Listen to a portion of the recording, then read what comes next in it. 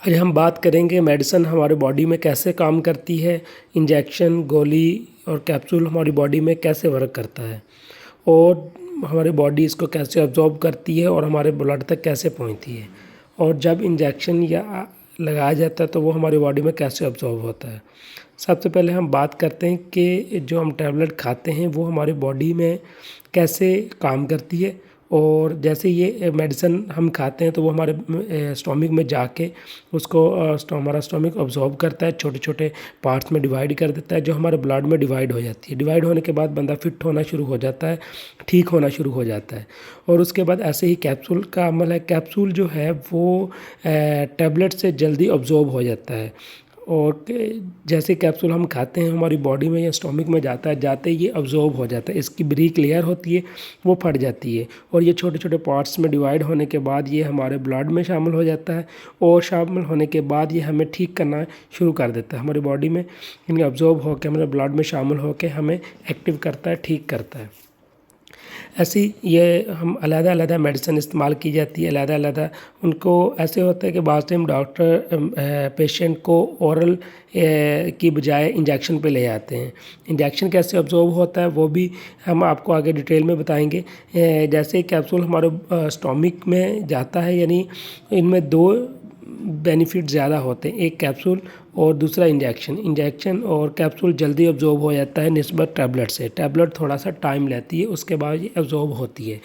और उसके बाद आपने देखा होगा कि हॉस्पिटल में डॉक्टर्स ज़्यादा पेशेंट को ओरली रख लेते हैं, उसको इंजेक्ट करते हैं और इंजेक्शन जाके बॉडी में अब्जॉर्ब होना शुरू हो जाता है। जैसे ही हम आईवी यानी वेन वाला इंजेक्शन देते हैं, जैसे ही वो हमारा इंजेक्शन ब्लड में शामिल होता है तो हमारी बॉडी यानी एक्टिव होना शुरू हो जाती है। वो अपना जो हमारा ब्लड लेकिन कुछ दवाइयां ऐसी होती हैं जिनको असल में डिटॉक्सिफाई करने की जरूरत नहीं होती, इसीलिए डॉक्टर उन दवाइयों को इंजेक्शन के तौर पर इस्तेमाल करते हैं ताकि दवाई का 100% आपकी बॉडी को दिया जा सके। ठीक इसी तरह जितनी भी दवाइयां ओरल तरीके से ली जाती हैं, उनका 100% हमारी बॉडी को नहीं मिल पाता, इसीलिए डॉक्टर ऐसी सिचुएशन में कैप्सूल का इस्तेमाल करते हैं। आपको बता दें कि कैप्सूल हमारी बॉडी में बहुत जल्दी ऑब्जर्व होता है और वो हमारे पेट में जाने के बाद ही अपना असर दिखाना शुरू कर देता है, क्योंकि कैप्सूल की परत ऐसी होती है जो हमारी बॉडी में बहुत जल्दी ऑब्जर्व हो जाती है और गलने के बाद दवाई बाहर आ जाती है, जिससे हमारे ब्लड तक दवाई आसानी से पहुंच जाती है। इसीलिए जब मरीज की कंडीशन बहुत ज्यादा खराब होती है तो या तो उसे कैप्सूल दी जाती है या फिर इंजेक्शन लगाया जाता है, ताकि दवाई का असर जल्द ही बॉडी में होने लगे और मरीज जल्द से जल्द ठीक हो सके। चलिए इंजेक्शन के बारे में भी जान लेते हैं कि ये किस तरह से काम करता है। उम्मीद करते हैं आप ओरल मेडिकेशन के बारे में तो अच्छे से जान गए होंगे। तो सबसे पहले आपको यह बता दें कि जब भी डॉक्टर हमें इंजेक्शन लगाते हैं तो ओरल मेडिकेशन की तरह उसे इंटेस्टाइन में जाने की जरूरत नहीं होती, वो सीधा हमारे ब्लड तक पहुंच जाती है और इससे मरीज को बहुत जल्दी आराम भी हो जाता है। कुछ इंजेक्शंस ऐसे होते हैं जो हमारे मसल्स में लगाए जाते हैं। इस तरह के इंजेक्शन को इंस्टा मस्कुलर इंजेक्शन कहा जाता है, जो हमारे मसल्स में लगने के बाद कैपिलरी वॉल्स तक जाते हैं और वहां से ही ये ब्लड तक पहुंच जाते हैं। जबकि कुछ इंजेक्शन ऐसे भी होते हैं जो हमारी वेन्स यानी कि नसों में लगाए जाते हैं, और आपको बता दें कि जो इंजेक्शन नसों में लगाए जाते हैं उनका असर बाकी के इंजेक्शन के मुकाबले ज्यादा जल्दी होता है। अब आप ये भी सोच रहे होंगे कि अगर किसी को पैर में दर्द है तो ओरल मेडिकेशन लेने के बाद आखिर किस तरह से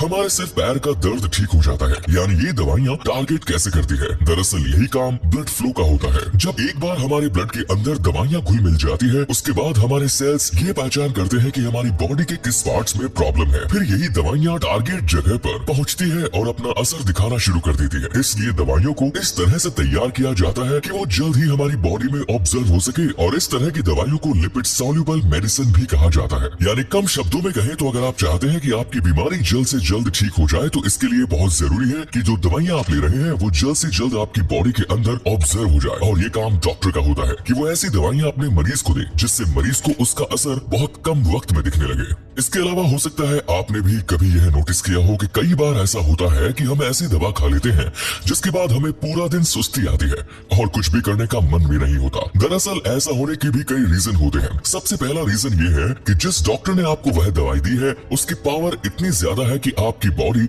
उसे ऑब्जर्व ठीक से नहीं कर पाती और ऑब्जर्व करने में उसे काफी वक्त लग रहा है। इस वजह से जब आपकी बॉडी के अंदर लगातार हरकत होती रहती है तो आपको ऐसा लगता है कि जैसे आपने कितनी ज्यादा मेहनत कर ली और आपको उस वजह से आलस आने लगता है। जबकि दूसरा रीजन सुस्ती आने का यह है कि कुछ बीमारियों में दवाई लेने के बाद मरीज को आराम करने की सलाह दी जाती है, यानी वो जितना ज्यादा आराम करेंगे उतनी जल्दी ही अपनी बीमारी से रिकवर हो पाएंगे। और इसीलिए बहुत से डॉक्टर अपने मरीज को कुछ ऐसी दवा भी दे देते हैं जिससे उन्हें थोड़ी बहुत नींद आने लगती है और एक अच्छी नींद लेने के बाद उन्हें काफी अच्छा महसूस भी होता है। इसीलिए अगर आपको कभी दवाई लेने के बाद सुस्ती आ रही है तो ऐसे में आपको घबराना नहीं, इसका असर बहुत कम वक्त के लिए ही होता है और इससे आपकी बीमारी जल्द भी ठीक हो जाती है। क्योंकि आप ये बात तो जानते ही हैं कि हमारी बॉडी से बेहतर डॉक्टर शायद ही कोई होगा, क्योंकि हमारी बॉडी अच्छे से जानती है कि उसे अपने अंदर के प्रॉब्लम्स को किस तरह से ट्रीट करना है। ये बिल्कुल ऐसा है जैसे हम रात को सोते हैं और सुबह बिल्कुल एनर्जी के साथ उठते हैं। वहीं अगर कोई इंसान कई दिन तक अच्छी नींद नहीं लेता और ठीक से नहीं सोता तो बिना किसी बीमारी की भी उसे बीमार जैसा महसूस होने लगता है। बाकी ओरल मेडिकेशन किस तरह से काम करती है और इंजेक्शन हमारी बॉडी में किस तरह से अपना असर दिखाते हैं, इसके बारे में हमने काफी डिटेल में आपको समझा दिया है। तो दोस्तों फिलहाल वीडियो में सिर्फ इतना ही। उम्मीद करते हैं वीडियो में दी गई जानकारी आपको पसंद आई होगी।